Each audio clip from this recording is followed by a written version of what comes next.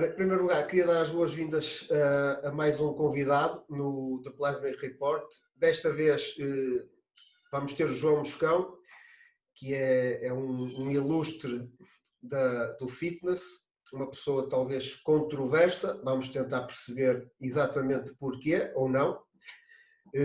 O João tem um currículo muito extenso. Eu vou só aqui salientar alguns aspectos que eu acho que são importantes e depois vou colocar o link do Instituto do REP, portanto, que é um instituto que o João fundou e onde dá formação. Eu depois vou colocar o link para todos terem acesso ao currículo dos professores, ao currículo do João, pronto, e perceberem exatamente o que é que fazem no REP Institute.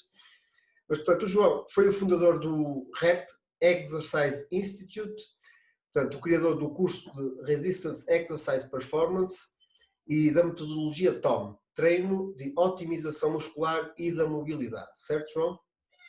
Exatamente. E portanto, eu aqui, dentro de tudo aquilo que eu podia dizer do João, acho que há aqui uma coisa que o distingue de todos os outros, que eu acho que é uma frase, pronto, que no fundo, se calhar a controvérsia à volta do João será esta. Ele dedica o seu estudo à filosofia e às ciências da mobilidade humana, portanto, no que diz respeito ao exercício com resistências, na otimização do sistema neuromuscular articular. Certo, João? Exatamente. Ora bem, a visão do João do fitness, por aquilo que eu me apercebi, é singular. Ele vai partilhar connosco aquelas que são as suas ideias para o fitness, para que realmente o fitness... E atenção, eu estou a utilizar aqui o termo fitness de uma forma muito abrangente, portanto... As pessoas normalmente associam o fitness a tudo o que é feito dentro de ginásios, de health clubs. O fitness para mim é o desporto em geral. Portanto, vamos utilizar o termo fitness, se calhar de uma forma um bocadinho mais abrangente. Não sei se concordas comigo ou não, João. Totalmente, João. E depois, pronto, só para facilitar aqui um bocadinho o discurso e as pessoas se calhar conseguem compreender um bocadinho melhor aquilo que vamos tentar passar. João, diz-me uma coisa. Em primeiro lugar, bem-vindo ao The Plasmic Report. Muito obrigado pelo convite e pelo o desafio que prontamente aceito. É raro recusar desafios destes.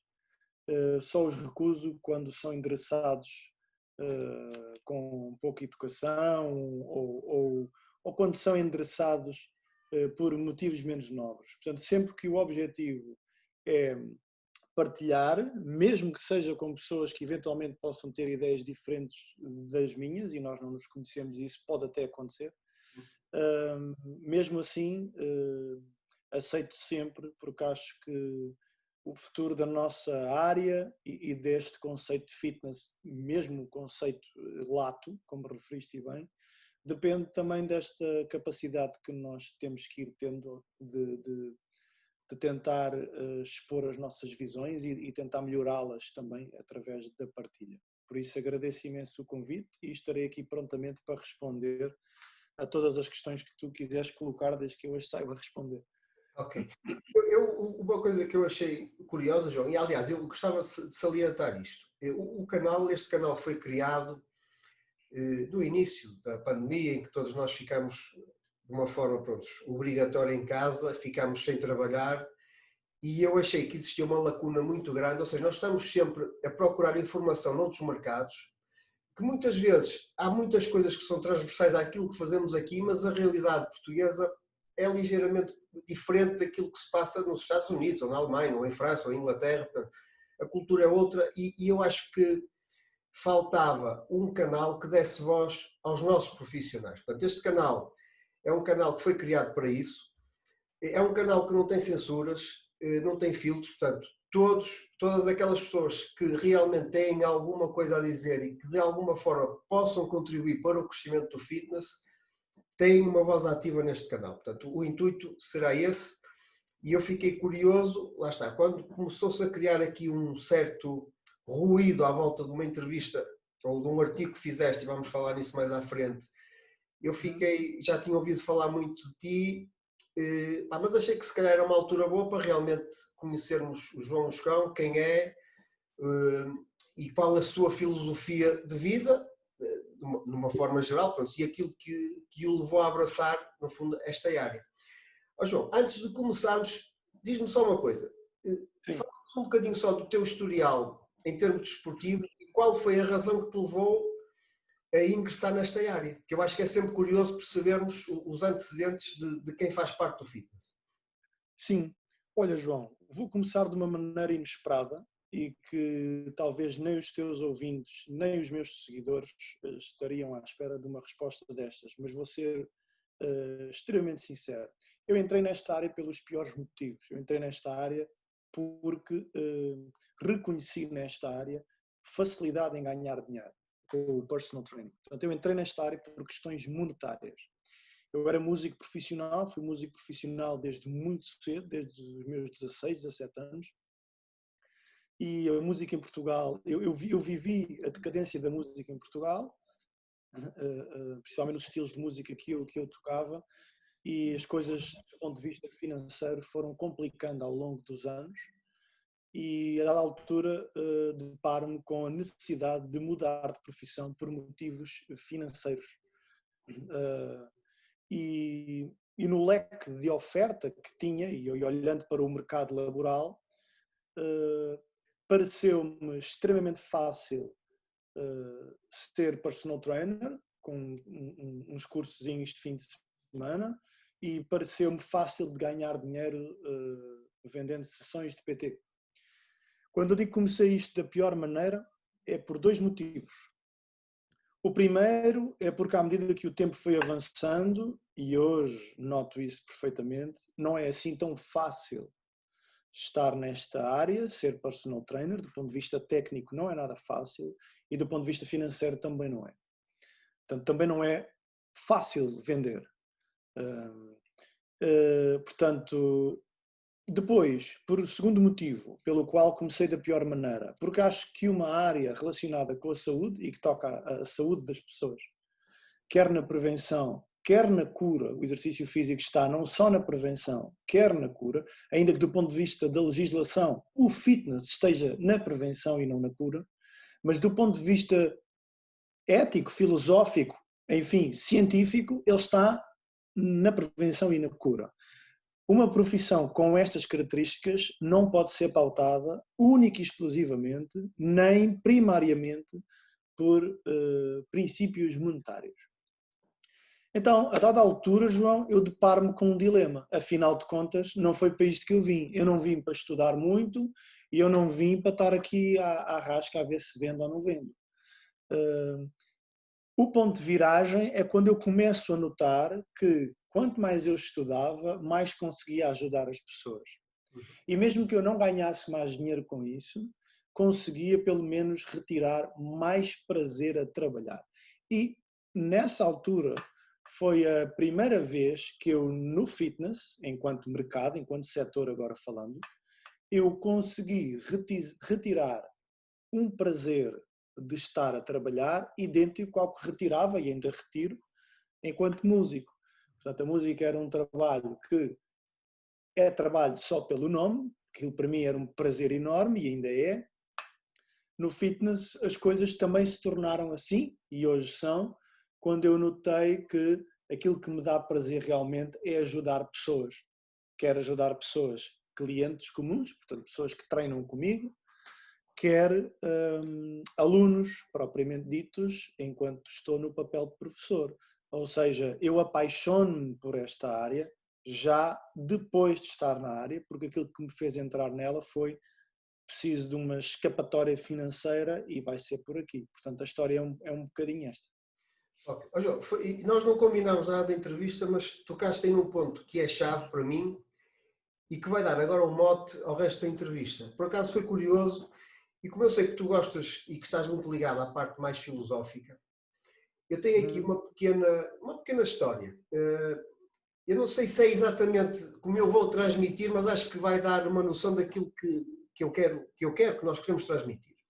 Isto passa-se numa aula de história, em que um dos alunos vira-se para a professora e pergunta em que altura da história da humanidade é que se tinham detectado os primeiros sinais de civilização, como nós a conhecemos agora. A professora fez uma pequena pausa e os alunos estavam à espera de uma resposta do género. Olha, foi numa altura em que encontramos vestígios de cerâmica, construções, ferramentas, e a professora disse, foi quando descobrimos um esqueleto com uma fratura da bacia cicatrizada. Pá, os alunos ficaram surpreendidos com a resposta e não estavam a compreender o porquê.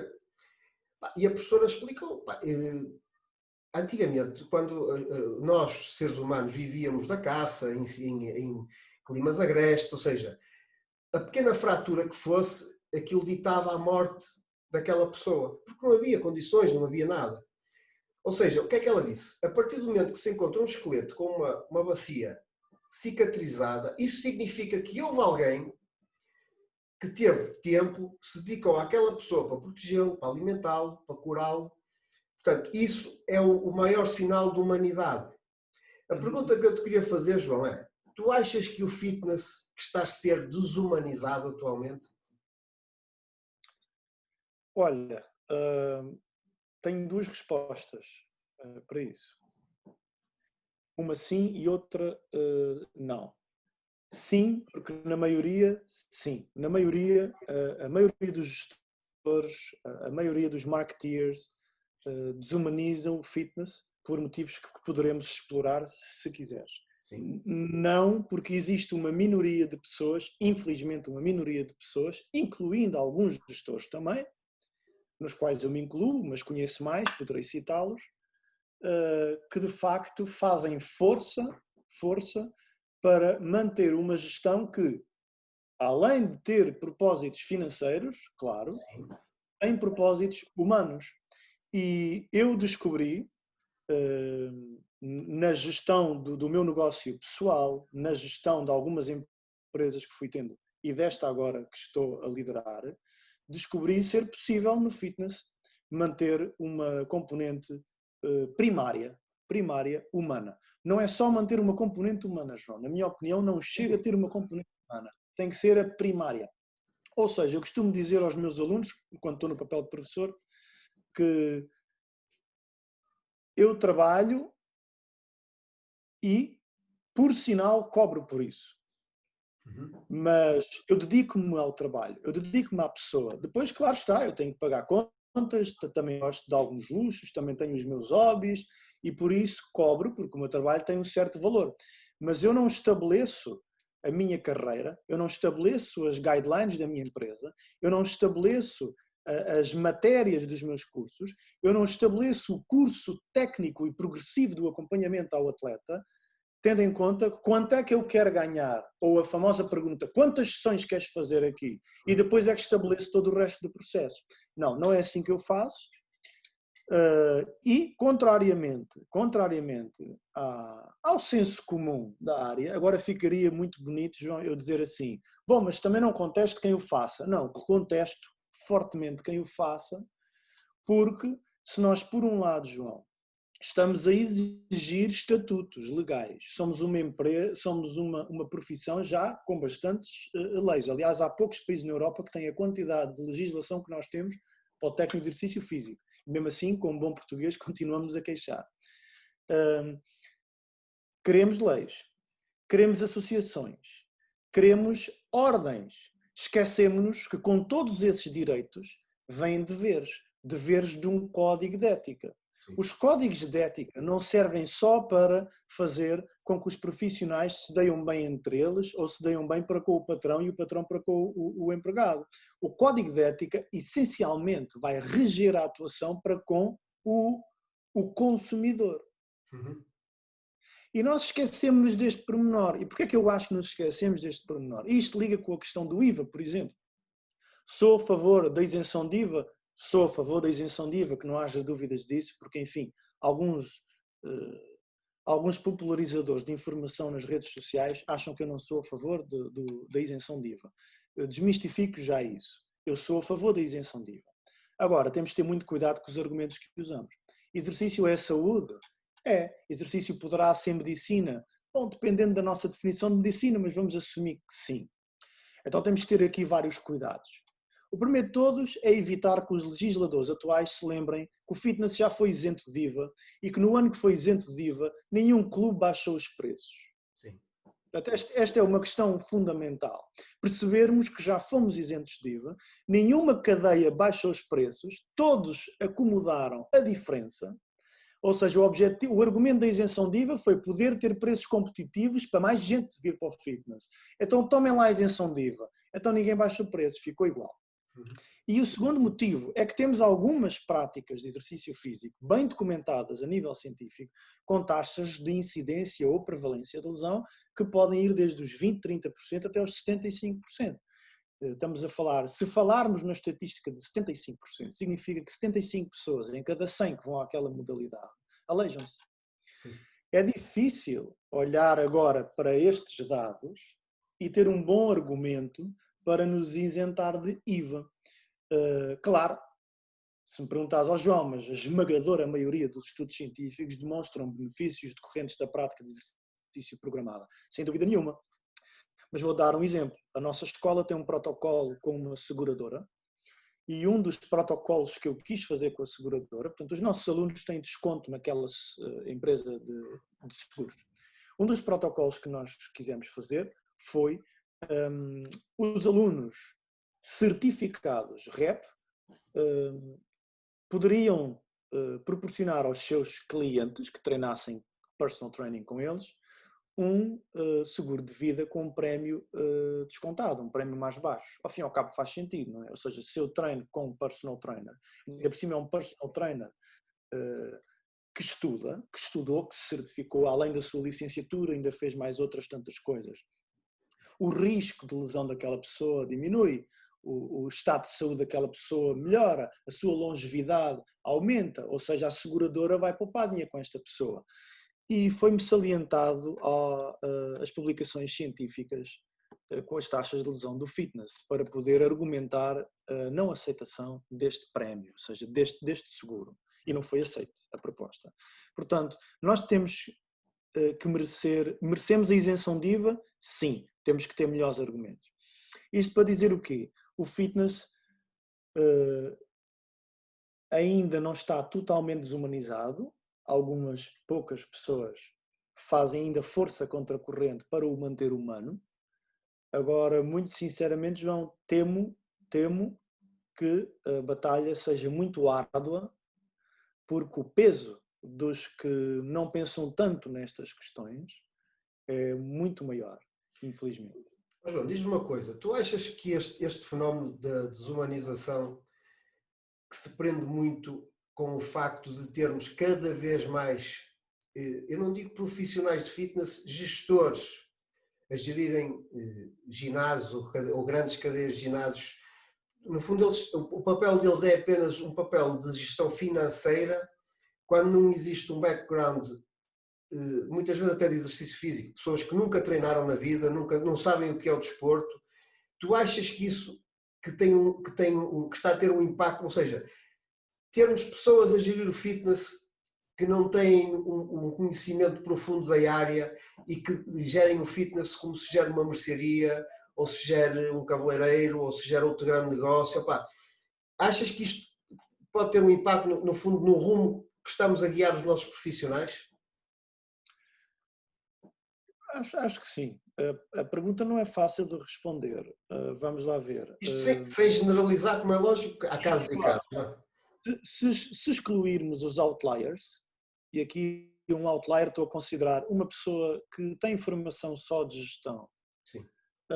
E não percebe nada de exercício físico, nem treina, é gordo, não tem capacidade cardiorrespiratória nenhuma, não tem força, fuma. Sim. Poderá esta pessoa ser um bom gestor de fitness? Pode, com muito bom senso e ouvindo muito, lá está, ouvindo muito as pessoas que estão na área. Ou seja, ele pode, desde que se associe a conhecimento, desde que se associe a pessoas. Vamos ser honestos e sinceros, é raro. Sim. É raro isto, não é? É raro. Porquê? Porque um negócio de pessoas para pessoas precisa de uma componente humana específica daquele tipo de atividade. Sim. E este gestor não o tem. Agora, é por isso que servem os departamentos, é por isso que serve o diretor técnico, é por isso que serve o coordenador, é por isso que serve o master trainer, é por isso que servem esses cargos, ao fim e ao cabo. Então, o que é que eu acho? Eu acho que o problema não estará somente, ainda que possa estar, o problema não estará somente no background, na falta de background do gestor ou do marketeer. O problema estará, com certeza, nesse gestor ou marketeer, não ouvir, não sentir, não se munir do conhecimento e da opinião de quem de facto esteja na área. E aqui, quando eu me refiro a ouvir quem está na área, é de facto ouvir os técnicos. E porquê? Tal como eu falei no meu artigo e tu também, eu reparei nas tuas redes sociais que tens vindo a falar muito disso.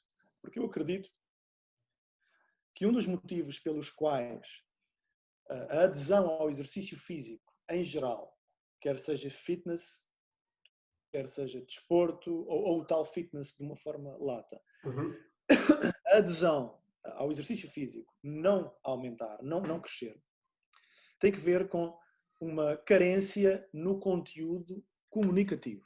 Ou seja, o conteúdo do marketing que é feito não é o conteúdo que está relacionado com os reais benefícios desta prática. Não é? Sim. Vou dar um exemplo.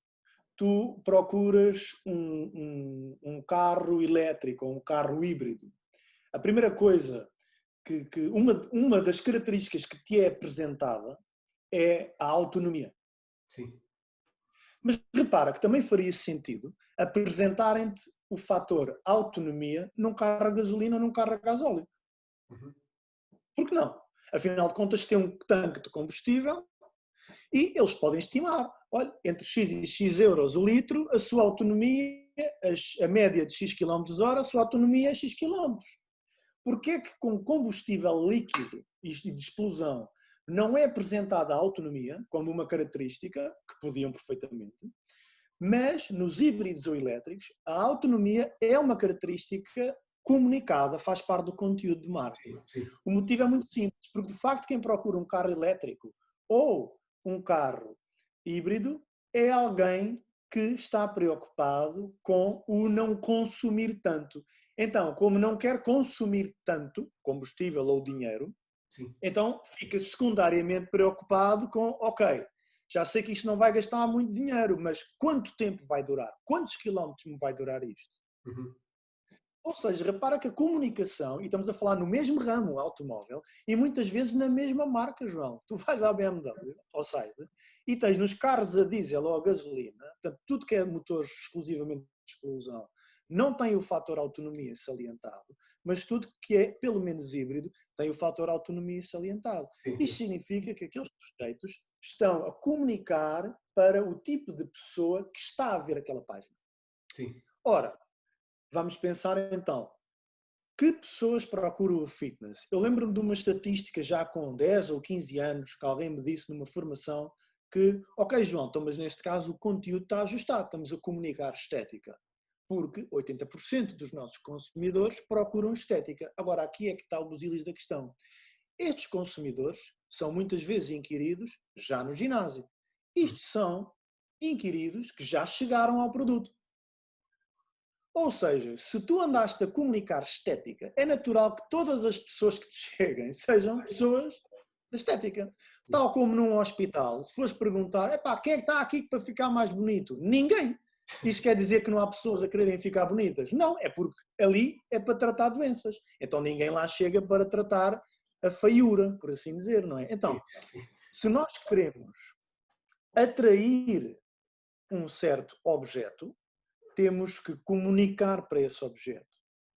Fala-se de exercício clínico já há muito tempo, há muitos anos, como bem sabes, tens tantos ou mais anos de experiência que eu nesta área. No entanto, só há uma modalidade que de forma consistente ao longo dos anos tem conseguido comunicar de forma mais clínica. Quando eu digo clínica não é necessariamente médica, mas clínica no sentido de promover saúde, que é o Pilates. E repara, olha, curiosamente, não há muita gente que chega ao Pilates para tentar melhorar a sua forma, a sua estética. As pessoas chegam ao Pilates essencialmente por bem-estar, por melhoria da mobilidade, controle muscular, equilíbrio, uma dor aqui, uma dor ali. De facto não vês body pump clínico, de facto não vês crossfit clínico, de facto não vês musculação clínica, mas não quer dizer que nenhuma destas modalidades não pudesse ser, porque todas poderiam ser, porque todas são exercício. Tudo o que é exercício pode ser clínico, seja crossfit, seja body pump, seja musculação tradicional. Agora, Por que não? Porque de facto aquela modalidade ficou associada àquilo e tem comunicado assim. Então, se nós olharmos para este nicho, que é o Pilates, e tentarmos perceber, ok, de facto há muita gente que procura o Pilates, mas que já não é o típico consumidor de fitness estético. Sim. Do six-pack, dos quadríceps, do peito definido, dos ombros largos, mesmo que tenham essas pretensões, não é esse o mote para eles gastarem dinheiro naquela modalidade. Sim. Então, de facto, isto leva-me a crer que sim, é possível fazermos comunicação com um conteúdo mais clínico. Nada contra o estético. Sim, sim, sim. Diz-me uma coisa, tu nesse artigo que fizeste, eu fui acompanhando, pronto, foste muito criticado por um segmento do mercado de fitness, foste elogiado por outros. Tu achas que é possível, João, hoje em dia, e eu fui acusado de fomentar guerras, que não era justo, estar a fazer isto, comentários nesta altura. Tu não achas que, se calhar, esta é uma altura de ouro, ou não seria bom, se calhar, unir esforços entre todos os profissionais e se calhar, se achas que é possível encontrar um caminho em comum para crescermos todos em conjunto? Sim, fizeste-me duas perguntas. Vou responder já à última. Caminho em comum. Sim. E que não se ache que criticar seja separar pessoas. Antes, pelo contrário. Criticar, discutir, significa primariamente tentar encontrar uma linha comum, porque eu só critico porque de facto não concordo. Então, se eu não concordo e não criticar para ouvir opiniões, então vou-me manter eu na minha e os outros na sua. Aqui é que não estamos unidos. Aquilo que une as pessoas tem que ser o criticismo, a discussão, porque a nossa área é essencialmente científica e numa área essencialmente científica, não só, mas essencialmente científica, tem que haver discussão, afinal de contas, porque senão não é ciência, é religião. Sim. No entanto, em relação à tua primeira pergunta, eu acho que, bom, acho para já que é impossível agradar a gregos e troianos, obviamente. Não é? É impossível. Há sempre setores do mercado que não gostam daquilo que nós dizemos. Mas, por acaso, não são setores inteiros de mercado. Muitas vezes tem a ver com as pessoas que estão à frente desse setor. Dentro do mesmo setor, eu fui elogiado, o mesmo artigo, por pessoas do mesmo setor, mas de outras cadeias. Muitas vezes tem a ver com a visão pessoal de cada um. Agora, importante, não há guerra nenhuma aqui. Em filosofia elementar, em lógica elementar, que é um dos ramos mais credíveis da filosofia e que deu origem à lógica matemática que elabora os algoritmos daquilo que nós os dois temos à nossa frente, um computador. Em lógica elementar, portanto, em filosofia, existem aquilo que se chamam as falácias ou os erismas. A falácia são erros lógicos, os erismas são estratagemas de engano quando estamos a discutir. Quer falácias, quer erismas, servem para enganar o nosso interlocutor, basicamente. E são usadas desde a Grécia Antiga.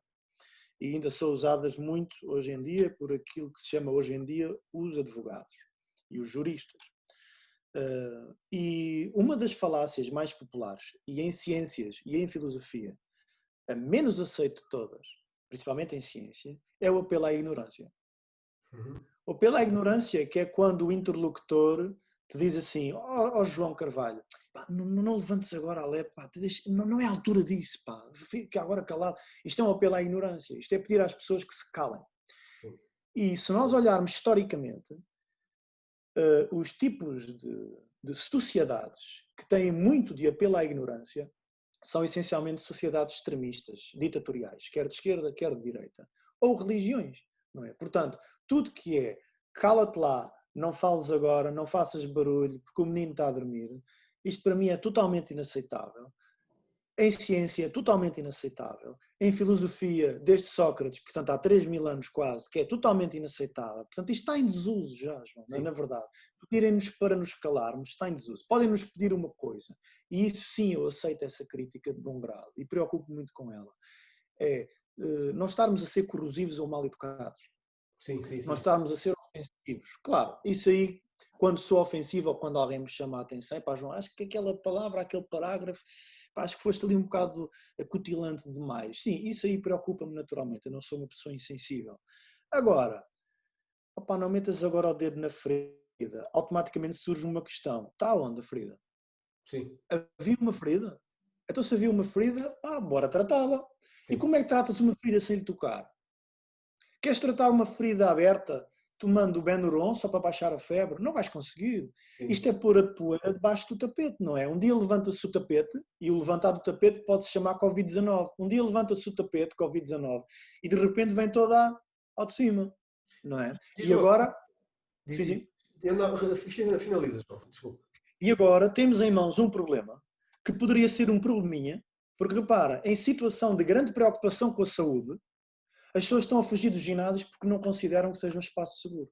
E Sim. isto para mim é muito antagónico, porque é precisamente ali que eles de forma crónica ganham saúde. Então a minha pergunta é o que é que nós andámos a dizer até aqui? E quando eu digo nós no meu artigo, eu não estou a dizer os outros, eu estou-me a incluir, porque eu estou nesta área há 15 anos. Sim. Não é pouco já. Então, eu também andei a comunicar de forma errada. Também me acuso. O que é que eu andei a explicar? O que é que me faltou explicar aos meus consumidores, aos meus alunos, aos meus clientes, aos meus atletas, para que eles agora me digam assim, João, eu não quero ir treinar ao ginásio porque não acho que seja um ambiente seguro. E eu digo assim, Maria, mas tu tens de treinar, porque se tu não treinas e de repente ficas em destreino, o teu sistema imunitário piora. E se estás preocupada com o Covid-19 ou qualquer outro tipo de doença, Sim. treinar é a tua solução não medicamentosa. E convencê-los disto quando eu nunca tive este tipo de comunicação, não é? Sim. É o mesmo que tu procurares o tal elétrico, vais à página da BMW, não está nada descrito sobre a autonomia, tu compras, o carro ao fim de 30 km tens que carregar a bateria e depois ligas a queixar-te. E ele diz assim, amigo, mas você não nos disse que precisava disto, você queria um elétrico para ter a potência toda direta no eixo. Foi isso que você falou, aqui está, você nunca falou em autonomia. Diz-me uma coisa, João, tu achas que a verdade no fitness e se calhar hoje em dia de uma forma geral, é incómoda? E se sim, a quem, principalmente? Ok, para já, João, não acho que seja hoje em dia. Quem estuda filosofia e, dentro da filosofia, quem estuda a história da filosofia, percebe que a verdade é incómoda, pelo menos que se saiba, pelo menos que esteja documentado de forma escrita, pelo menos desde o tempo de Sócrates / Platão. Porque Sócrates não deixou nada escrito, foi Platão que deixou os relatos. Ou seja, estamos a falar de 500 anos antes de Cristo. Sim. Pelo menos desde essa altura que a verdade é incomodativa. E a verdade é incomodativa, e mais que a verdade ser incomodativa, há uma outra coisa que é incomodativa e que Sócrates diagnosticou desde muito cedo, que é a pergunta. A pergunta é incomodativa. Onde está o problema? A pergunta de o que é? Quando estamos a discutir, imagina, estamos a discutir sobre fitness, e eu pergunto assim, João Carvalho, mas espera aí, para ti o que é o fitness? Em muitos contextos de comunicação de interlocutores, isto é uma pergunta incomodativa. E, de facto, a verdade sempre incomodou. No fitness, porque é que nós notamos que incomoda um pouco mais que o normal? Porque é uma profissão, é um setor muito jovem na nossa civilização. O desporto existe desde a Grécia Antiga, pelo menos de forma formal, mas o fitness, nestes moldes que nós estamos agora aqui a encurtar o fitness ao setor em que trabalhamos os dois, não é? Este fitness é muito recente, isto nos Estados Unidos tem 100 anos, se tanto, no Brasil um pouco menos, na Europa bastante menos, em Portugal tem quê? 25, 30, 40 anos. 40 anos na história da humanidade é um segundo, ou nem isso. Ou seja, nós ainda não sabemos bem para onde é que isto está a ir e depois acontecem coisas estranhas. Nos últimos, vamos dizer, 10 anos de fitness, a lei afeta a nossa profissão, deve ser alterada umas 5 ou 6 vezes. Sim. Portanto, é também estranho. Então, eu acho que a verdade incomoda, porque além de incomodar do ponto de vista biológico, humano, o ser humano incomoda-se com o questionamento. O ser humano incomoda-se quando sente que a verdade lhe está a escapar. E existem até motivos neuroendócrinos para isto ser assim, e recomendo a quem nos ouve que leia a Damasio, por exemplo, em que explica bastante bem porque é que é assim. Portanto, além do impulso biológico que temos para procurar uma verdade e nos agarrarmos a ela, e isso faz com que depois, quando sentimos que o chão estremece, é difícil. Além disso, é uma área muito jovem. E uma área muito jovem, do ponto de vista profissional, significa uma área muito competitiva, principalmente porque, além de jovem, mexe muito dinheiro. Sim. Então é uma área muito competitiva. E como é uma área muito competitiva, envolve sempre muito combate de egos, de doutrinas, de metodologias, de escolas. Repara que o fitness cai muito jovem, o país é muito curto, os nossos profissionais são 17 ou 18 ou 20 mil, eu não sei precisar, mas somos poucos. E há umas 10 ou 15 escolas de formação em Portugal. Sim. E todas de boa saúde financeira, pelo menos tanto quanto me é informado. Portanto, isto significa que a verdade ainda vai incomodar durante muito tempo. No entanto, João, eu não acho que seja um problema a verdade incomodar, porque a partir do momento que é uma questão biológica, talvez não haja escapatória aí. A verdade vai sempre incomodar, o questionamento vai sempre incomodar. Aquilo que não nos deve incomodar é uma melhor verdade. Isto para mim é que é estranho. Ok, dizerem-me algo contrário ao que eu acredito incomoda muito. Mas depois de me demonstrarem algumas evidências, depois de eu ir para casa, refletir e até perceber que posso mudar o meu caminho, que posso melhorar o meu caminho, ficar ali já é outra história. Nos esportes de combate, apesar de eu nunca estive envolvido em nenhum, mas tenho um amigo que está envolvido em esportes de combate, ele costuma-me dizer isto. Olha, João, aquilo que nos mete em problemas, muitas vezes, é a nossa má conduta, a nossa ignorância. Sim. Mas aquilo que nos mantém nos problemas já é o orgulho. Porque nós temos sempre a hipótese de sair dos problemas, a menos que sejam problemas de saúde que não tenham saída. Sim. Mas também, como diz o velho ditado chinês, se o problema tem solução, resolve. Se não tem, está resolvido. Não é? Então, aqui incomoda-me, claro, que as pessoas não tolerem bem o questionamento. E eu quando escrevo artigos que colocam muitas perguntas, fico a observar as reações das pessoas e noto muito isso. Aquilo que preocupa mais as pessoas quando leem os meus artigos não são as respostas que eu estou a dar, são as perguntas. Então, quando tu te incomodas com uma pergunta, no fundo não te estás a incomodar com o perguntador, estás-te a incomodar é contigo. Estás-te a incomodar com a quantidade de respostas inesperadas que o teu cérebro, de forma autónoma, começou a dar e que não te agradam, mas não fui eu, porque eu só fiz a pergunta. Sim. Não é? Como se costuma dizer, perguntar não ofende. Então, temos que fazer um esforço, João, na nossa área, nós, técnicos, nós, professores, nós, escolas, nós, gestores, nós, ginásios, nós, cadeias, nós, IPDJ, por aí fora, nós, associações, fazer um esforço para que se olhe para estes debates e estas críticas como coisas saudáveis, desde que não haja ofensa e um escrutínio mal educado. Sim. Não temos que ter medo da pergunta, antes pelo contrário. Quando deixarmos de perguntar, é que as coisas não estão no rumo certo. Isso concordo contigo, João. Diz-me uma coisa, tu achas que faz sentido, João? Eu faço esta pergunta porque esta história da pandemia acho que veio, no fundo, veio ampliar alguns problemas que já existiam, que estavam um bocadinho dissimulados, quer dizer, e esta história agora de confinamentos, quarentenas, veio, no fundo veio trazer ao de cima, se calhar, coisas que estavam a ser ignoradas e agora não podemos fugir delas. Tu achas que fazem sentido, João, existirem grandes cadeias de ginásios? Ou, por outro lado, achas que o futuro poderá passar por pequenos estúdios, pequenos ginásios, voltarmos um bocadinho àquilo que se fazia há 20 anos atrás, ou seja, haver aqueles ginásios, chamavam de ginásios de fundo de escadas, aqueles ginásios mais pequeninos, mais familiares. Achas que faz sentido existirem grandes cadeias? Se sim, porquê? Se não, porquê? Olha, uma coisa é certa, já estamos a assistir a uma quebra grande nas grandes cadeias e a um florescer, um renascer dos pequenos espaços. Sim. Os pequenos espaços estão a abrir em flecha, como cogumelos. Sim. Vou dar um exemplo. Eu moro numa vilinha muito pequenina, aqui ao lado de Cascais, e no último mês abriram 2 espaços. Desde a pandemia devem ter aberto uns 3 ou 4. Numa coisinha muito pequenina. Sim. Agora imagina Lisboa, Porto, não é? Braga, Funchal.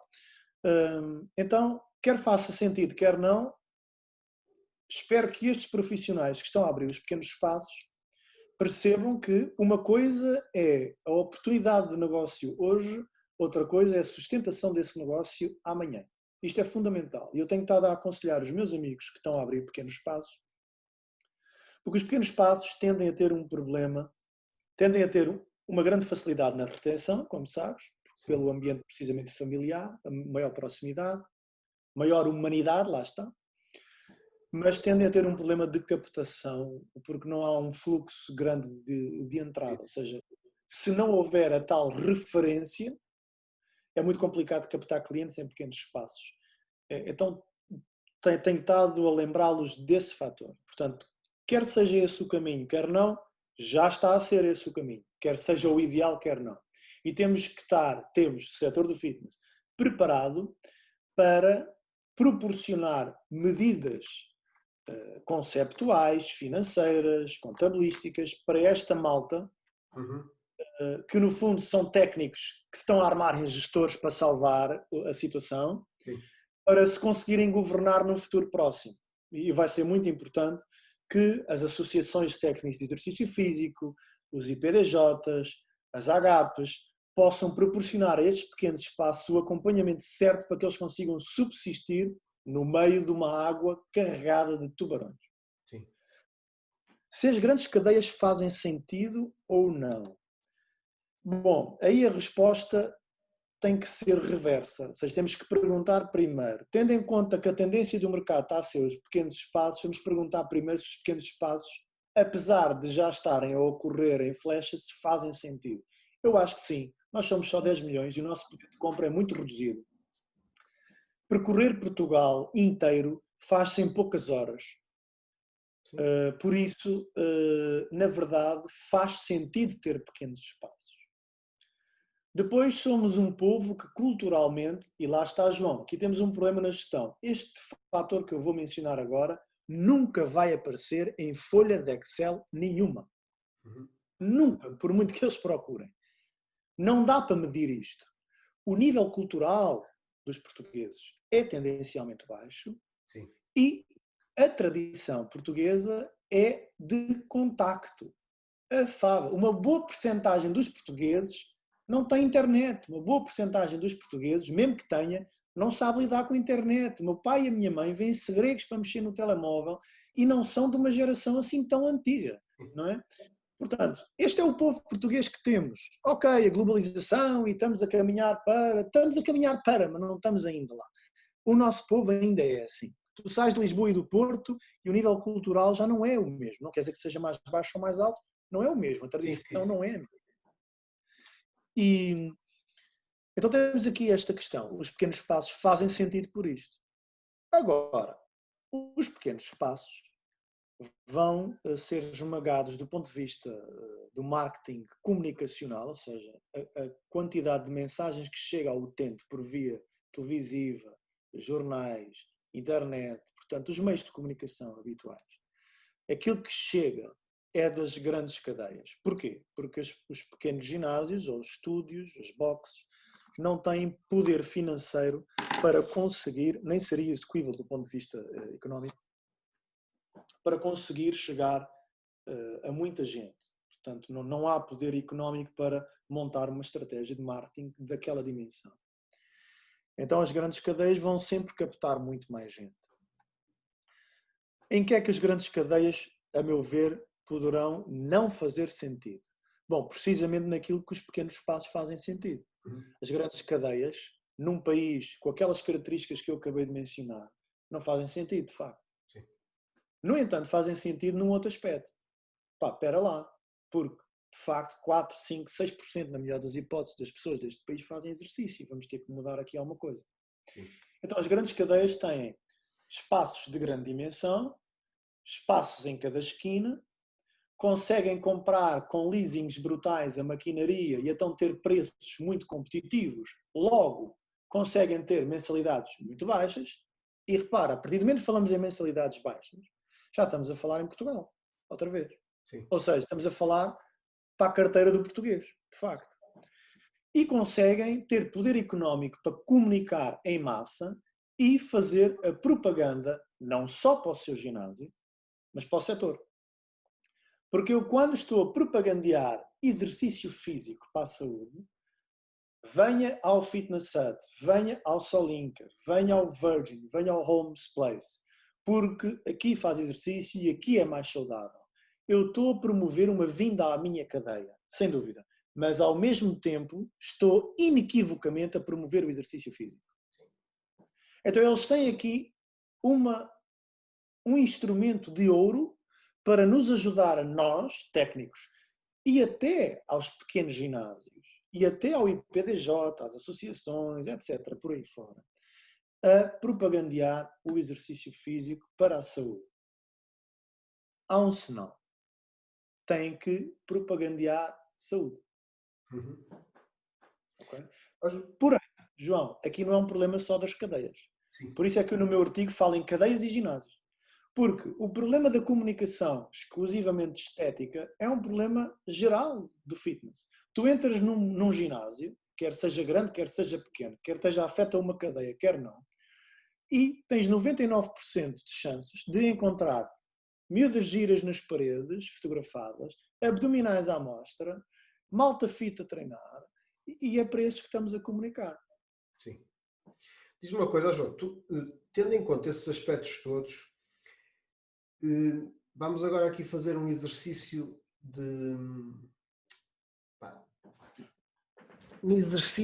se calhar, de imaginação para tentar perceber se as grandes cadeias, aliadas a essas ferramentas que têm, que são ferramentas de ouro, como tu disseste e bem, se conseguissem humanizar o fitness, eram imparáveis.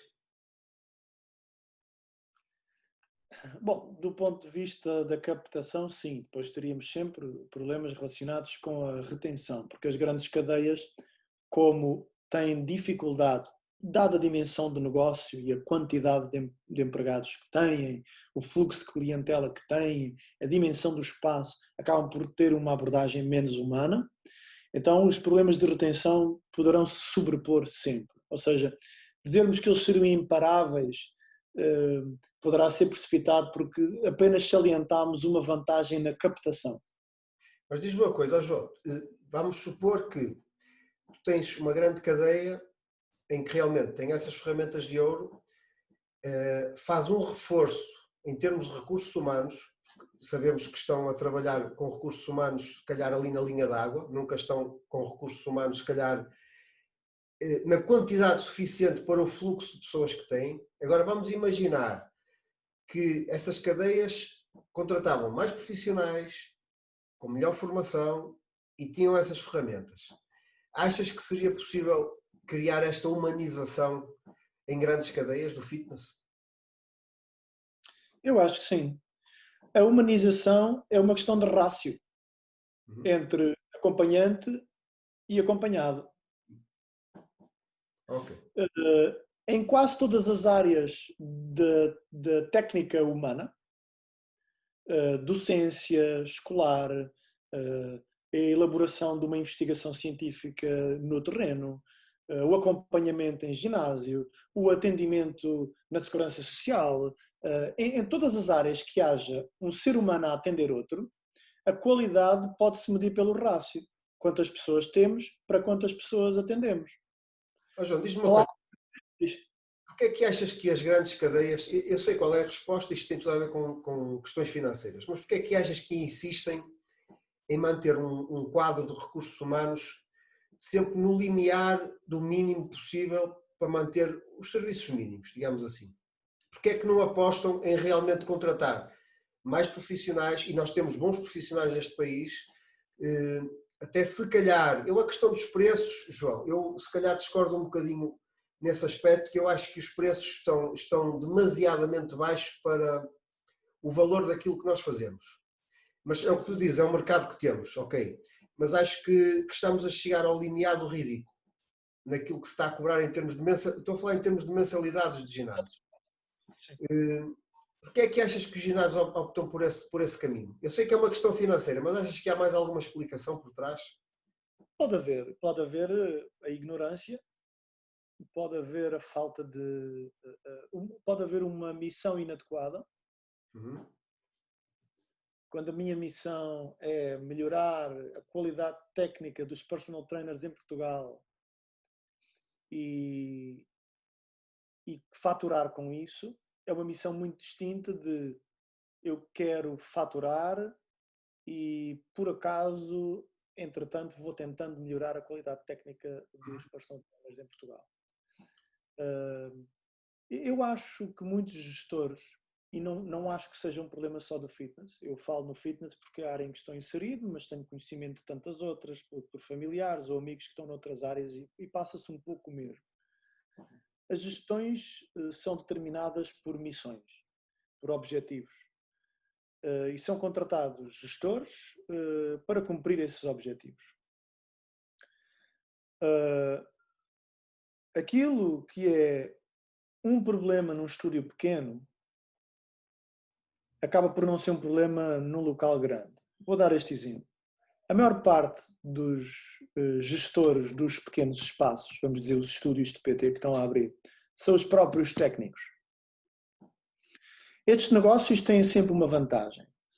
Quem está a gerir e a determinar as medidas que movem dinheiro é também quem sente, conhece e atende o consumidor. O que significa que todas as decisões são informadas com dados sensíveis, não estatísticos matemáticos, mas dados sensíveis. Eu não estou a dizer que os dados matemáticos e estatísticos não são importantes, estou a dizer é que, além desses, este contexto que eu referi consegue acumular uma quantidade de dados sensíveis, de experiência no terreno, que permitem ao sujeito tomar decisões financeiras informadas pela forma como os clientes se estão a comportar no terreno, caso a caso. Chamamos a isto um negócio de cabeleireira, sem desprestígio para as cabeleireiras, não é? Mas o típico negócio em que a cabeleireira mexe na caixa, vai à segurança social, vai às finanças, corta o cabelo, ela faz tudo. Isto tem esta vantagem que falámos, que são decisões de gestão informadas de forma sensível também. Significa, por exemplo, que as decisões de gestão são tomadas de forma atempada, sem atraso. Os clientes estão a precisar disto, tal, é logo. Okay? Tem esta vantagem e outras. Não é? Que desvantagem tem este modelo de negócio? Este modelo de negócio tem uma grande desvantagem, que é a limitação de expansão. Sim. Porquê? Porque gerir exige tempo. E atender clientes também exige tempo. Então, a dada altura, o sujeito fica dividido e corre dois riscos. Ou não gera para poder cortar bem o cabelo, ou passa a cortar mal o cabelo para gerir bem. Sim. Ou, que é o pior cenário, não faz bem nem um nem outro. Não é?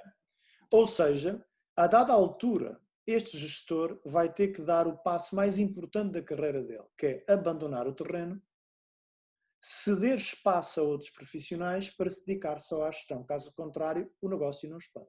Sim. Uma grande cadeia, um grande negócio, não tem este problema, porque tem poder financeiro para pôr cada macaco no seu galho. Então, aqui temos um problema que não é no fitness, mas é um problema do tipo de sociedade que temos aqui em Portugal. Por exemplo, se tu fores para a Escandinávia, em muitos países, nas empresas, por exemplo, na Suécia, Finlândia, a diferença de remuneração entre os cargos não é assim tanta. Ou seja, à medida que sobes na hierarquia, a remuneração não sobe, mas não sobe de forma exponencial. Isto envolve outro tipo de problemas, nomeadamente sociais e psicológicos, até é um dos fatores que está associado à taxa de suicídio, vamos deixar esse assunto de lado. Em sociedades democráticas, socialistas, não muito modernizadas, mas pós-ditatoriais, que é o caso da nossa, moderna, mas pós-ditatoriais ainda, a nossa ditadura foi há muito pouco tempo. O que é que acontece? São sociedades tendencialmente capitalistas, como sabes, o que significa que há um extrato muito marcado financeiro de nível para nível na hierarquia. Então, uma coisa que seria impensável num país como a Suécia é este sujeito aqui estar a ganhar 500 e o sujeito imediatamente acima dele estar a ganhar 1500. Isto é um aumento exponencial. Ok? Então isso faz com que, apesar de um grande negócio ter um instrumento de ouro, que é ter um macaco no seu galho e poder ter gente boa a gerir e gente boa a atender, apesar disso, tende a criar estratos financeiros de tal maneira marcados que é obrigado a, nas camadas inferiores do negócio, não ter muita gente. Sim. Então sim, temos aí um problema. Mas é um problema fácil de resolver. É aquela malta que está lá em cima não ganhar tanto, ou esta malta que está em baixo ganhar um pouco melhor. Cabe agora ao acionista decidir como é que quer distribuir a sua folha de despesas. Agora, se o acionista perceber de facto que aquilo é um negócio de pessoas para pessoas, João, eu não consigo encontrar muitos argumentos que me façam acreditar que pagar mal a quem está a atender seja uma boa via. E talvez por isso eu olhe com melhores olhos para as estruturas, as cadeias, que preferem enverdar pelo modo liberal. Ok, cada um gera o seu negócio e quem quer desconta para o Estado, quem não quer não desconta para o Estado. É um problema seu particular. E pode cobrar o que quiser aos seus clientes. Olhe com melhores olhos para esta modalidade, porque isso permite o sujeito determinar quanto quer ganhar e determinar quanto é que tem que trabalhar para isso, do que o tipo de negócio que, ok, vamos contratar toda a gente, mas a ganhar mal. Sim. Contratar toda a gente a ganhar mal pode ter uma vantagem. E vamos salientar as vantagens.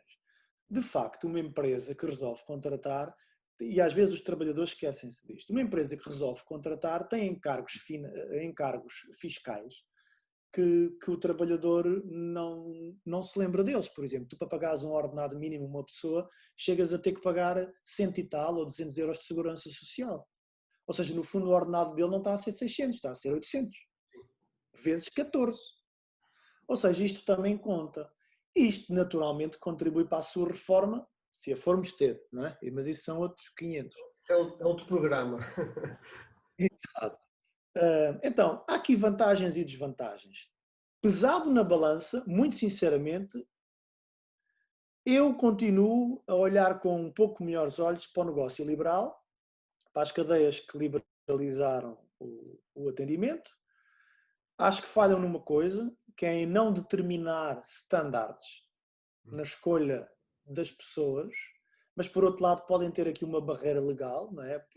Por um lado eu estou a dizer que és trabalhador independente, mas depois estou a impor uma série de diretrizes, isto pode comportar problemas legais que a cadeia pode não querer ter, e naturalmente bem. Então eu acho que ainda nos temos que definir bem. Talvez o melhor negócio seja o híbrido, por exemplo, conseguir na mesma estrutura ter um conjunto de pessoas contratadas, que são o core business, que são aquelas pessoas de que eu não posso prescindir, são os sujeitos de larga experiência, os sujeitos mais velhos, os sujeitos mais bem pagos, que já atenderam muito, que já podem, são aqueles centrais aos trincos que envelhecem até aos 35, 40 anos e depois ficam na equipa técnica, no banco ainda, percebes? São os influentes. Esses sujeitos que apesar de serem técnicos, têm que ser bem pagos, porque eles são quem carrega aquela juventude toda, que como eu há 15 anos atrás vieram pelo dinheiro, mas têm que encontrar quanto antes a paixão disto.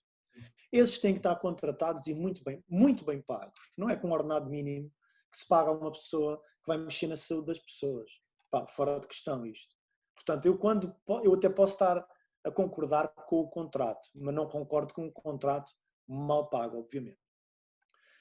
Entretanto, haver ali uma equipa de, vamos lhe chamar o verdadeiro nome, de mercenários, 5, 6, 7, 10 indivíduos, que fazem uma equipa de PTs high-tech, aquela malta que não dá treinos ao fim de semana porque está sempre em formações, aquela malta que, apesar da licenciatura ou não, que está sempre em renovação, a malta que atende os casos mais complexos, mais complicados, aqueles gajos que querem cobrar porque acham que merecem 60 euros a hora ou 70 euros a hora, o que for. Ora, tem que se criar algumas regras de parte a parte. para os contratados, as regras têm que ser para os gestores. Podia haver um organismo central que determinasse que um sujeito que está a mexer na saúde das pessoas não pode receber 600 euros. Sim. Por outro lado, aqueles sujeitos que são freelancers também têm que ter aqui algumas regras e não podem cobrar abaixo de X, porque senão isto também canibaliza o negócio. Lógico. Então, na realidade, João, eu não acho que o problema seja a cadeia ser grande. Eu acho que o problema é uma cadeia grande com um gestor que pensa pequeno. Porque estão-lhe a dar um Ferrari sem mudanças automáticas e ele a primeira coisa que faz é meter o pé esquerdo ao travão e aquilo não tem travão. E de repente, ou melhor, ele mete o pé esquerdo na embreagem e acaba por dar uma patada no travão e de repente leva com a bagagem toda e despista-se. Então, uma cadeia é um Ferrari. E é um Ferrari que é um Ferrari daqueles de competição, daqueles do Ayrton Senna, um McLaren F1 do Ayrton Senna, que não tinha nem direção assistida, que não tinha ABS. João, não tinha nada. E tens um vídeo no YouTube com o Hamilton a tentar conduzir esse famoso McLaren F1 do Ayrton Senna e tem muita dificuldade em metê-lo na pista. E o Ayrton Senna metia-o na pista e batia os recordes à chuva com pneus slick. Porquê? Porque além da matemática que os gajos nos bastidores fizeram no Excel, ele sentia a pista, ele sentia o carro. Tu não bates um recorde em pista a chover com pneus lisos que não são de chuva e travas mais tarde que todos na curva, antes da curva és o gajo que trava mais tarde, com matemática de Excel. Fazes esses recordes, sabes com que dois ingredientes? Primeiro, coragem, porque é preciso tomates para travar mais tarde com pneus slick à chuva. Ou seja, não ter medo de morrer aqui, não é? Ou seja, coragem, não ter medo de despistar o negócio.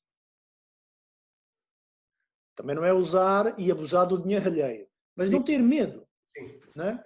Opa, temos um budget e este budget tem que ter como primazia marketing e pessoal. Depois, além de coragem, ouvir. A parte sensível. Estou no terreno? Estou muito bem. Não estou no terreno. Vou ouvir quem esteja no terreno. Sim. Ok, malta, a minha folha de Excel está-me a dizer XPTO. Os estudos na IRSA estão-me a dizer YZ, XZ, não interessa. Mas o que é que vocês estão a sentir no terreno? Sim. Falta isso, sim. Isso eu concordo, João. Isso tenho sentido que falta muito. E talvez aí tenhamos Ferraris à velocidade de um Ferrari. Talvez não haja problema em ter um negócio grande, num espaço grande, numa grande cadeia com 20 ou 30 ou 40 ginásios. Sim. Talvez aí deixe de ser um problema. Talvez o problema seja só como começámos a nossa conversa. Alguma desumanização que, a meu ver, é muito fácil. Quando falta dinheiro, é mais difícil. Quando faltam estudos, é mais difícil. Quando faltam capacidade de elaborar estatística, é mais difícil. Eu acho que a parte humana é muito fácil. É marcar reuniões e ouvir o pessoal que está no terreno. Sim. Mas não é só ouvir.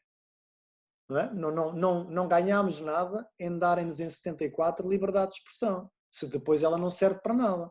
É olha, fala à vontade, não te vamos ouvir na mesma, mas agora podes falar e ficas todo contente porque podes falar. Não, ok, vamos ouvir e vamos atuar tendo isso também como um dos critérios. Diz-me uma coisa, João, como é que tu avalias hoje em dia a qualidade dos técnicos que temos nos ginásios comparativamente com aqueles que existiam há 10, 15 anos atrás? Achas que houve uma evolução na componente técnica? Estamos a caminhar no bom sentido?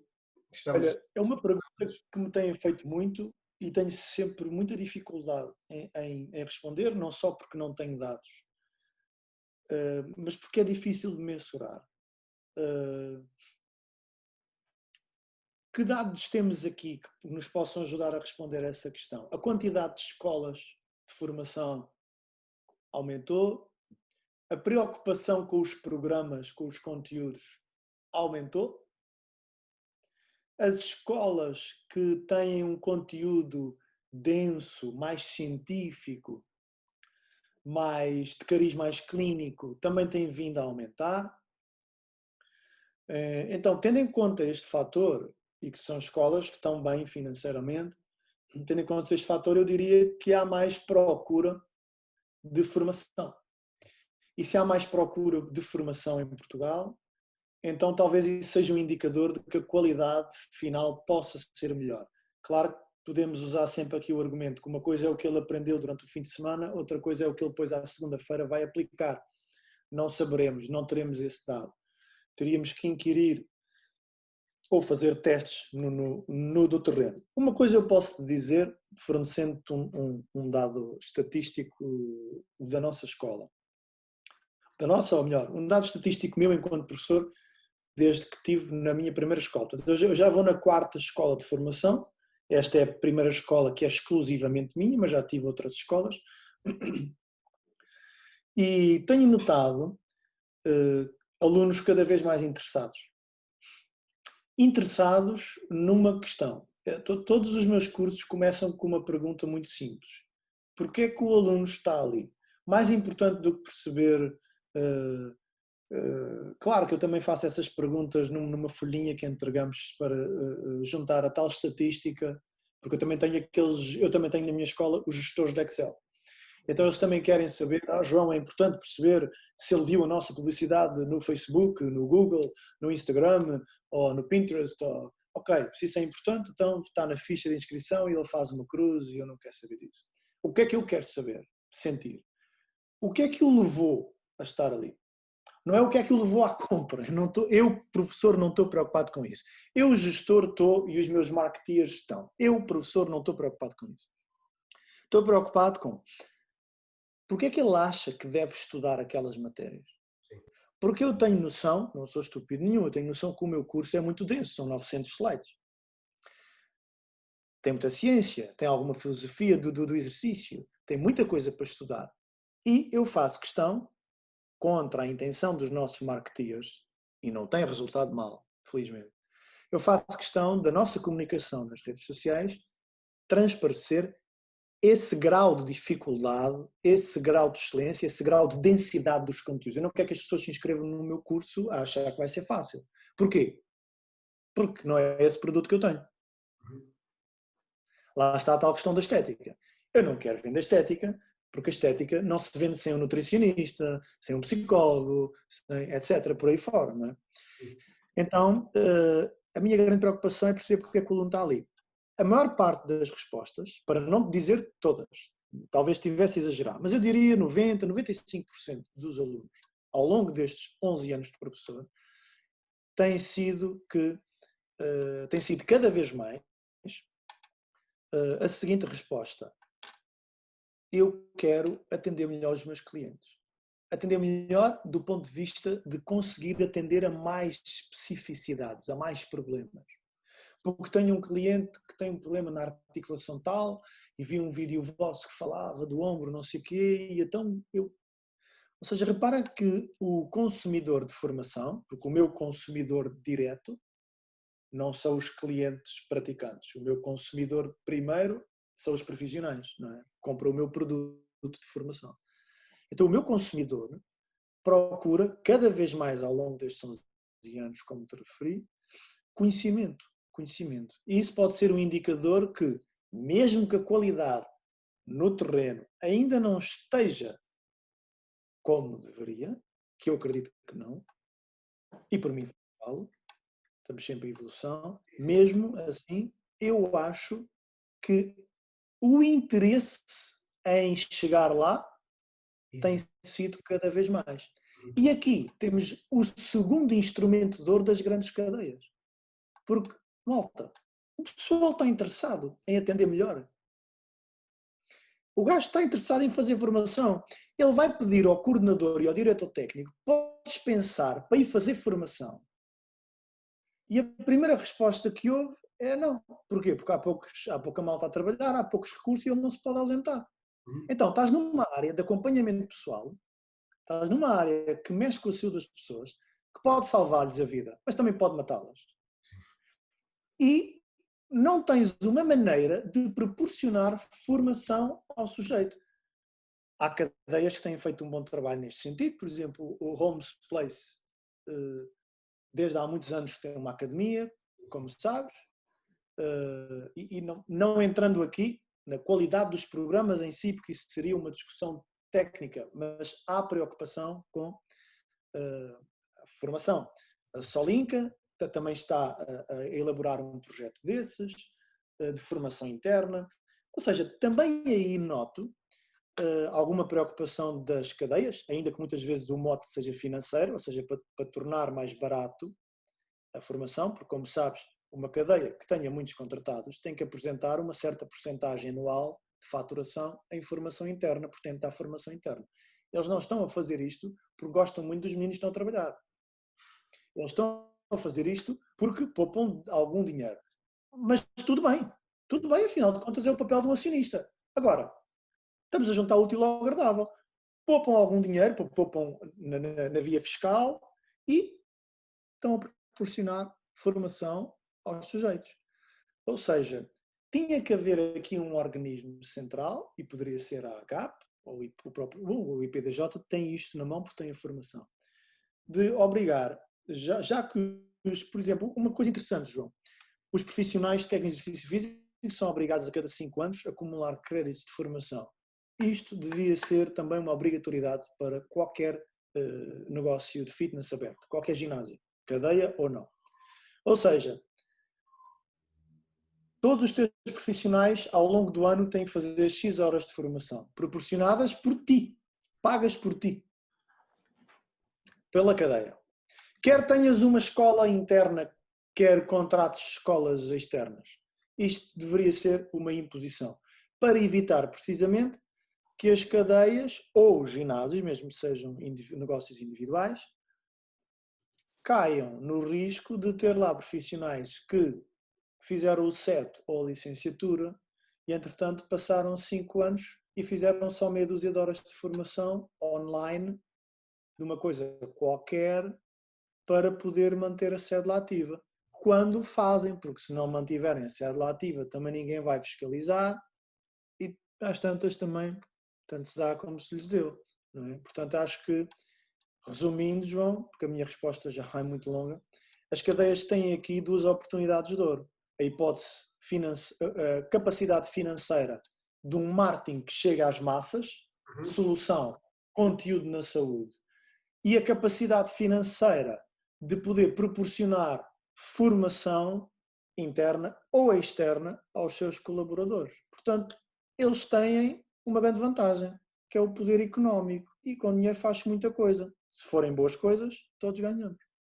João, diz-me uma coisa, e esta pergunta é sempre um bocadinho controversa. Qual é a tua opinião das aulas de grupo? Tu achas que podem ser um veículo de entrada daquela população ativa, aliás, daquela população que nunca praticou atividade física e pode ser uma forma simpática de eles começarem a praticar algo e provavelmente ou eventualmente evoluírem para patamares superiores? Ou achas que as aulas de grupo, da forma como estão elaboradas, que não fazem sentido, porque, pá, no fundo aquilo é uma aula direcionada para 20, 30, 40, 50 pessoas, hoje em dia não devido às limitações, mas quer dizer, tu num grupo de 20 ou 30 pessoas tens pessoas completamente diferentes umas das outras que estão ali, no fundo, a seguir uma rotina, uma coreografia que pode até nem ser o mais aconselhado para aquela pessoa e é difícil um professor controlar um grupo tão grande de pessoas. Qual é a tua opinião sobre isso, João? Bem, olha, do ponto de vista técnico, falando técnico, há alguma controvérsia, porque para se considerar um treino progressivo e adaptativo, é suposto que o estímulo corresponda a uma série de princípios: o princípio da progressão, o princípio da sobrecarga, o princípio da especificidade, da individualidade. E, de facto, numa aula de grupo, não culpa do professor, não necessariamente culpa da estrutura ou do gestor do ginásio, a aula de grupo, ou seja, o serviço em si, aquele conceito, aquele produto, está desenhado de uma forma que não permite o cumprimento de todos estes princípios ou permite apenas um cumprimento precário destes princípios. Por exemplo, vou dar o exemplo do princípio da especificidade que tu referiste. Não é?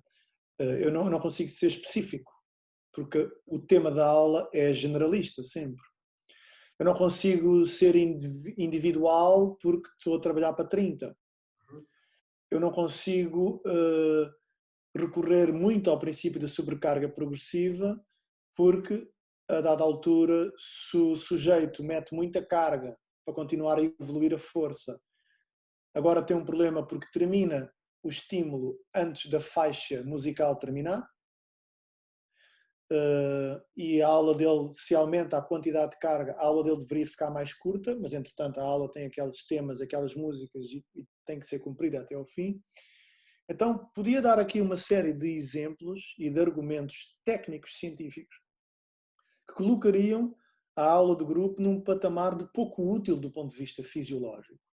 No entanto, sabemos que estes princípios de treino que eu mencionei só são estritamente necessários numa fase pós-início.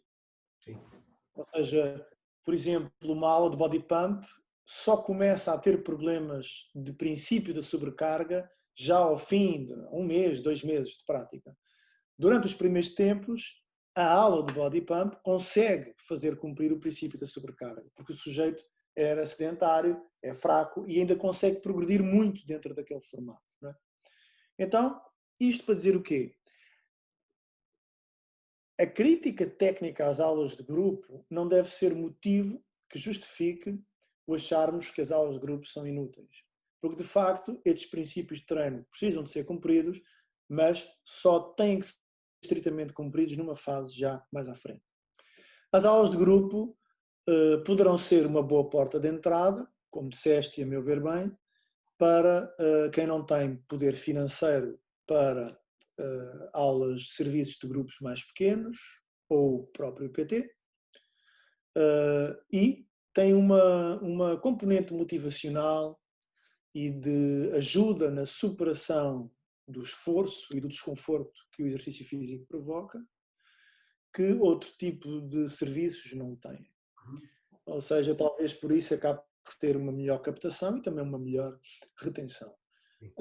Em que é que eu acho que podemos mexer aqui para conseguir ter este serviço no nosso fitness, mas que não se transforme num vale-tudo, não é?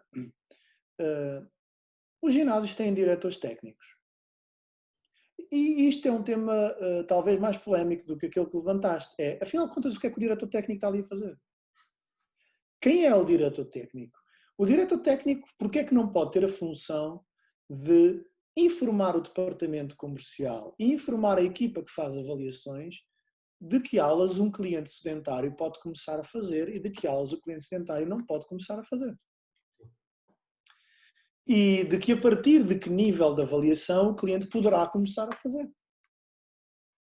Será que os comerciais são assim tão incapazes de fornecer esta informação ao utente? Será que esta informação não poderia até estar descrita no website?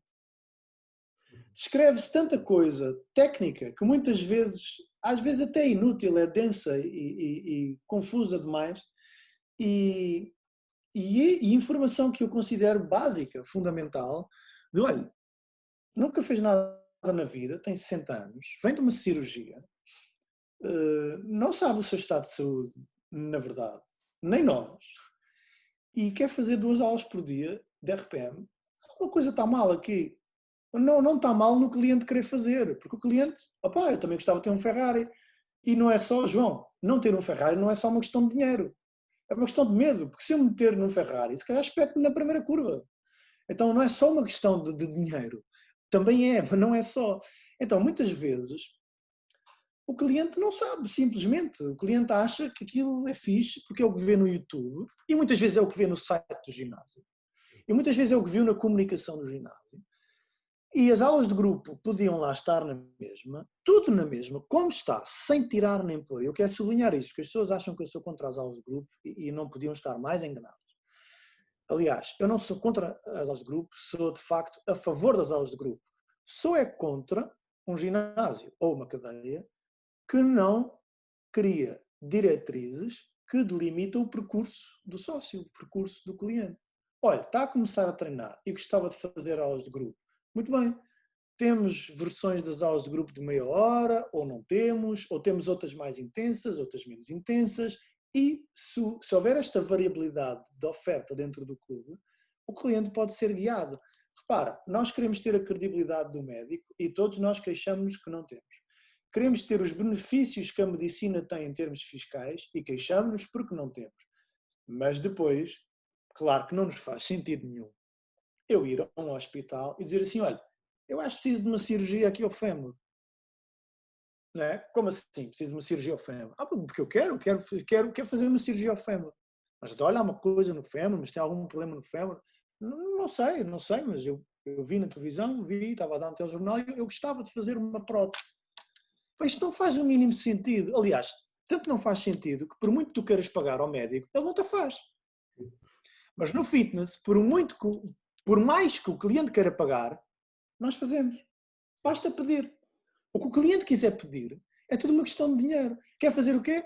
Body pump de manhã, à hora do almoço, pilates, e depois crossfit à noite, e depois ainda quer treinar com o PT. Tudo bem, são 4 horas de exercício por dia. Ótimo, quanto mais melhor. No pain, no gain, não é? Então, o problema não é as modalidades, João. O problema, porque as modalidades, todas as modalidades têm uma certa configuração de intensidade e volume. Sim. E um conjunto de características biomecânicas. Então, o problema não é a modalidade. O problema é em que é que a modalidade está inserida. Que indivíduos lá estão. Sabes que eu acredito, apesar das estatísticas que indicam 20 a 75% de lesões no fitness incidirem sobre as modalidades de halterofilia e crossfit, eu não acredito que seja um problema do crossfit nem do halterofilismo. Eu acredito que seja um problema de diretriz, um problema de que clientes é que foram ali parar e como é que foram guiados. Eu não acho que o crossfit tenha problema nenhum, como não acho que o body pump tenha problema nenhum, antes pelo contrário, acho que modalidades que têm coisas muito boas e excelentes que outras não têm. Agora, quem é que lá está a chegar e como é que foi guiado? E aqui entra o papel fundamental do comercial, ainda antes do sujeito técnico que o avalia. Porque como as avaliações são facultativas, João, temos aqui um problema. Temos aqui um problema. Quando as avaliações são facultativas, porque o cliente é livre de decidir se quer ser avaliado ou não, do ponto de vista legal não podemos obrigar. Então, aí temos um problema. É que há muitos clientes que podiam precisar de uma avaliação e de uma diretriz que os guiasse para que aulas devem fazer, quanto tempo devem treinar, com que intensidades, com cargas, etc. Muitos desses clientes podem não estar a chegar à avaliação porque o departamento comercial não tem capacidade, não tem conhecimento para poder fazer esse aconselhamento. E eu não acho que o comercial deve fazer aconselhamento de exercício, mas deve fazer as perguntas certas para poder, mediante a diretriz de quem? Do diretor técnico, que por sua vez está associado a todos os outros técnicos que lá estão, decidirem entre todos, ok, quando o cliente responde isto, quando ele tem estas características, você pergunta se ele quer fazer uma avaliação. Insista na avaliação. Se ele não quiser fazer porque não o pode pagar, e se não for oferta no nosso clube, então diga-lhe, olha, então nesse caso vou-lhe pedir que não faça ainda estas aulas, deixe para o segundo mês, para o terceiro mês. E repara, João, que isto estamos a falar de uma merda. Estamos a falar de um aconselhamento cívico. Isto não é um aconselhamento técnico, é um aconselhamento cívico. Como tu dizes a alguém, opá, faça desporto que é bom para a saúde, pá. Vai lá, não posso dizer isso porque não és técnico de exercício físico. Ou, não comas tanta batata frita, come mais batata cozida. Vai lá, não posso dizer isso porque não és nutricionista. Opá, por amor de Deus, não é? É um aconselhamento cívico. Então, o comercial pode, lá está, a cadeia pode fornecer formação interna técnica que os profissionais vão dando, cada um à vez, dá um tema, pago, não é? Ninguém trabalha para aquecer. Pago pela cadeia. O profissional dá a sua formaçãozinha aos comerciais. Olha, quando o cliente tem hipertensão, o que é isto da hipertensão? E atenção, se ele não quiser fazer avaliação, vocês vão recomendar, mas se ele não quiser fazer avaliação, vão dizer que tenha cuidado com esta aula, com outra aula, com estas intensidades. Eu acho que isto é facílimo de fazer. Eu trabalhei em 2 ginásios e neste momento trabalho num ginásio onde isto ainda é feito há muitas dezenas de anos, que é o Mega Crack Club, em Lisboa. E isto é feito, e eu assisti a isto a ser feito, quer na Quinta da Marinha, no Health Club, no Racket, quer no Mega Crack, com sucesso, com retenção, E não vejo porque é que isto não possa ser feito pelas grandes cadeias também, quando tem os tais dois instrumentos de ouro. Tem lá toda a malta e tem todo o dinheiro. Mas João, diz-me uma coisa. Para ti, qual é a condição fundamental que alguém que ingressa na área do fitness deveria ter? Na tua opinião? Característica pessoal, olha, eu acho que nesta área têm que ter uma paixão pelo conhecimento grande. Têm que ser pessoas dispostas a perguntar e que não se incomodem por lhes perguntarem. Uhum. Acho, para mim esta é a característica fundamental. Se me dissesse assim, olha, escolhe uma característica, eu poderia dizer, e se calhar muitas pessoas, ainda por cima estou à frente de uma escola de formação, podiam-me dizer assim, opá, ele vai responder, o gajo tem que dominar a biomecânica. Não, não acho, não acho. E quanto ao meu produto falo, não? Porque é isso que eu vendo, biomecânica.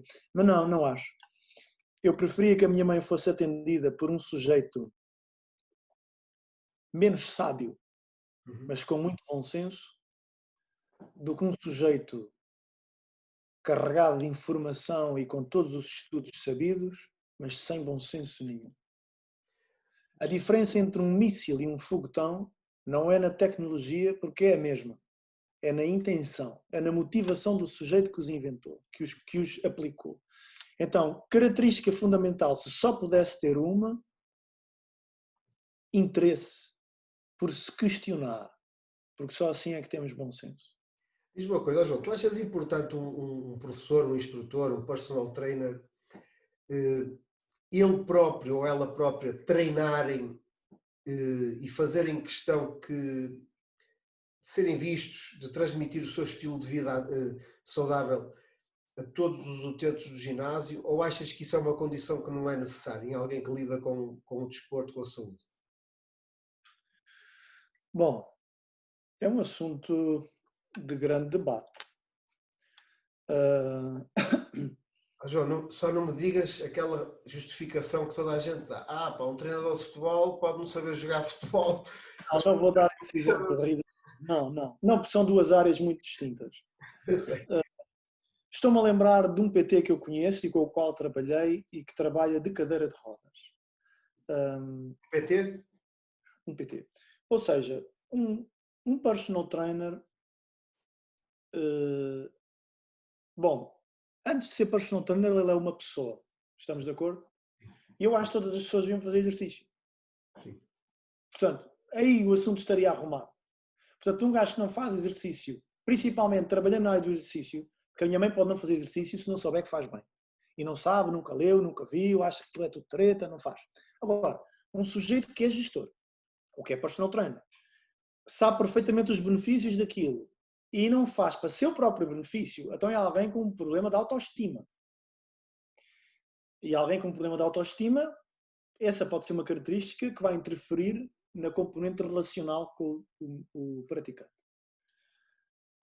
Se ele precisa de ser um atleta com o six-pack ou consegue fazer 200 saltos para a caixa num minuto, isso talvez não seja necessário. Apesar de eu achar que, se for isso que ele vai ensinar, talvez possa ser importante.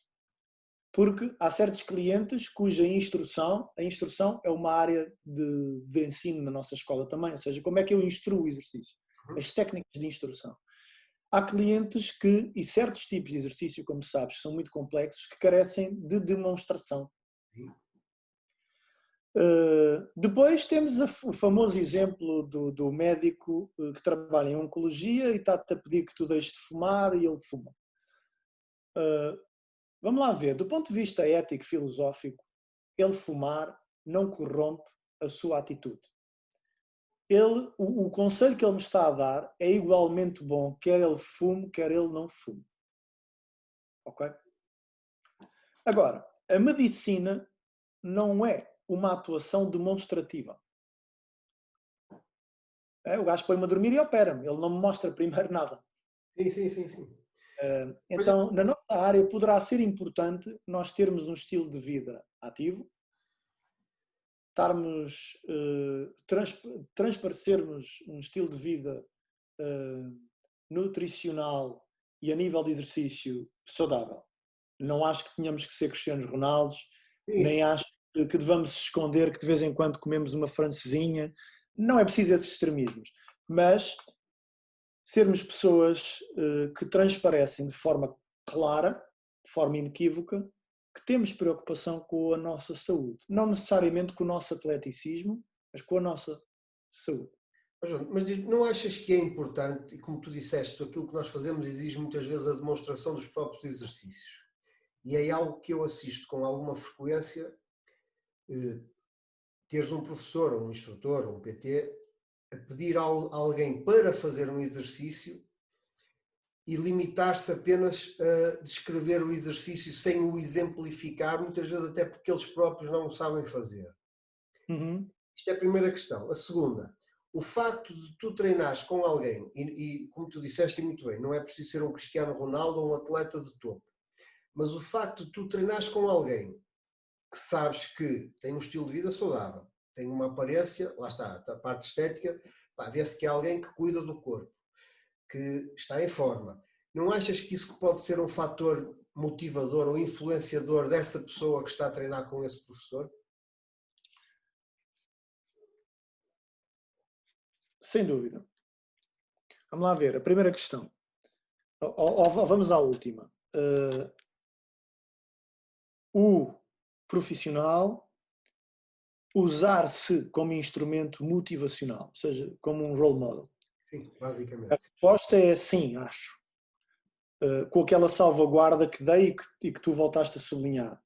Desde que não lhe seja imposto um extremismo atlético ou estético que possa eventualmente corromper o seu bem-estar. Não é? Portanto, a resposta é sim, acho que é importante, não tanto num sentido estético ou de desempenho, ainda que possa ser importante em certas circunstâncias, eu já vou a esse exemplo, mas no sentido de saúde. Aquele sujeito tem que ter comportamentos saudáveis.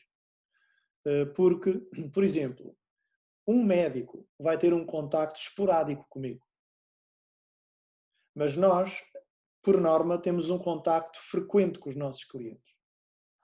Então, um médico fumar não invalida o positivismo da sua recomendação para eu não fumar.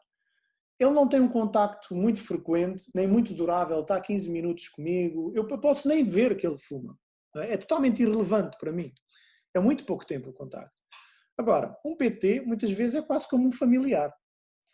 E o contacto é de tal ordem que vai ser fácil ao longo do tempo o cliente a perceber-se do teu estilo de vida. Do teu estilo de vida. E aqui o problema está porque os clientes tendem a não fazer o que nós queremos, obviamente, e tendem a não estar tão motivados quanto nós, também não gostam tanto disto quanto nós, e nós precisamos de usar argumentos para os convencer, argumentos de persuasão.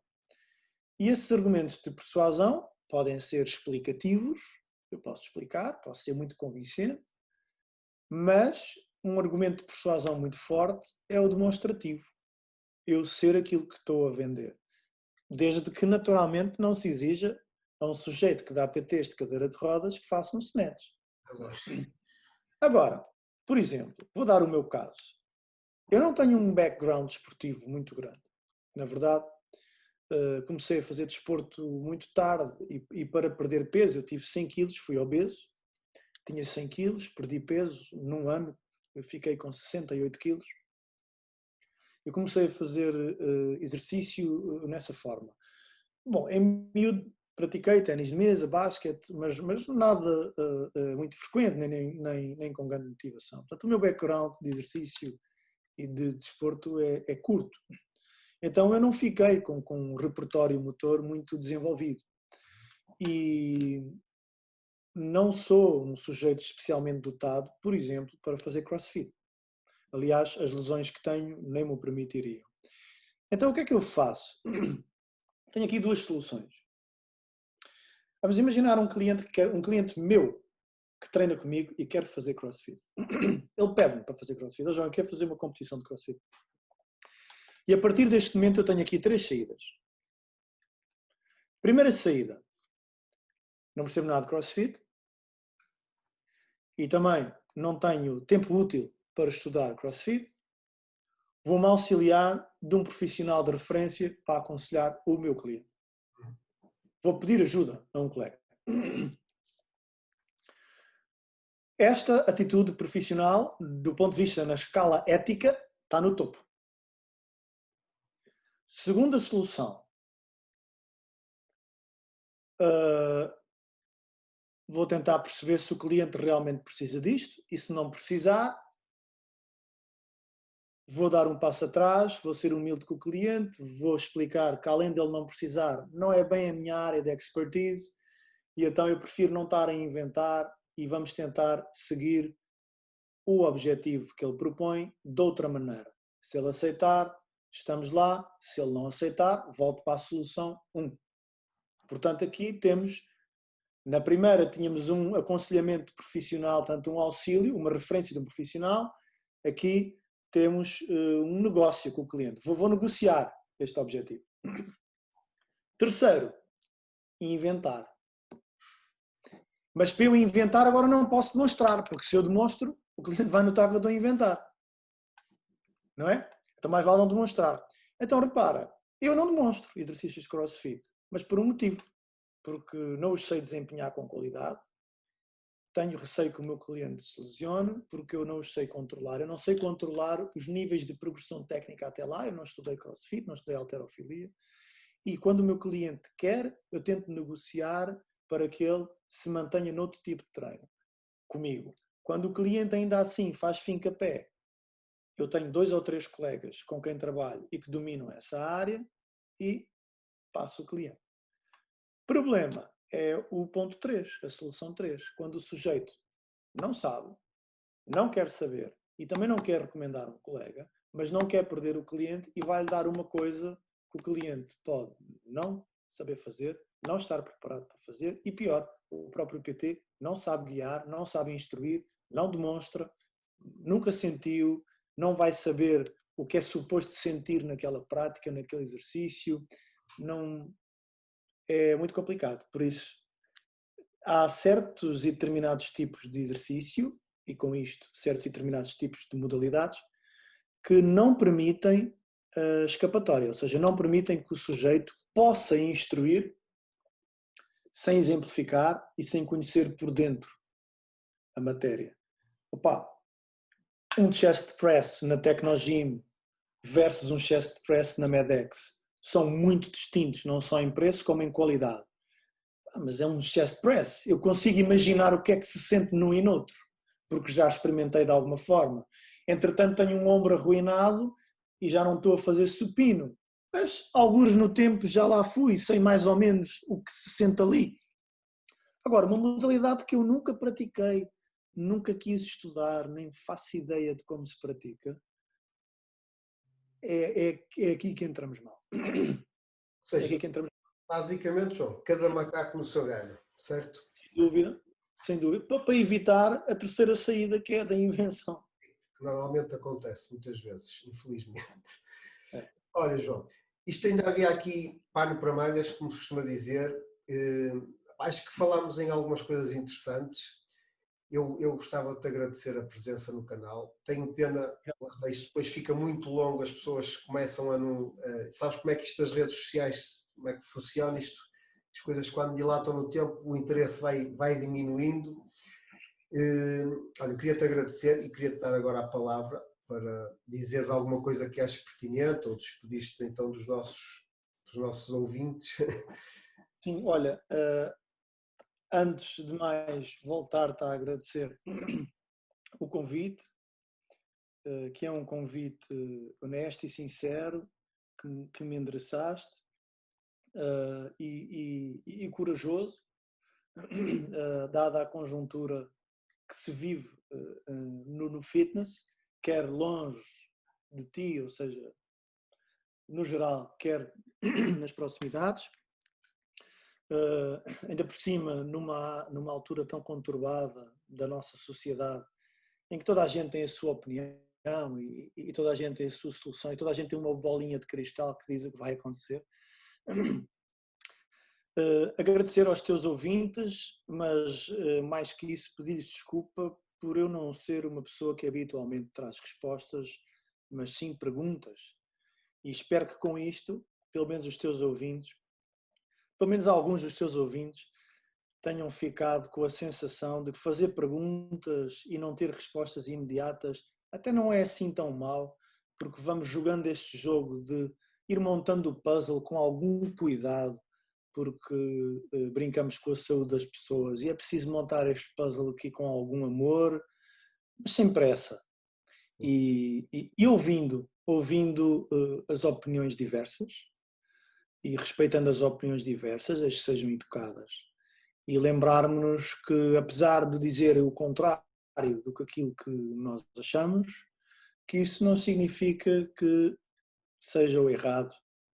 E agradecer novamente quem ficou ou quem ficar até ao fim desta entrevista, agradecer quem ficou, porque é sinal que passou bem este bocado de muitas perguntas e poucas respostas, João. Ok, João. Olha, muito obrigado.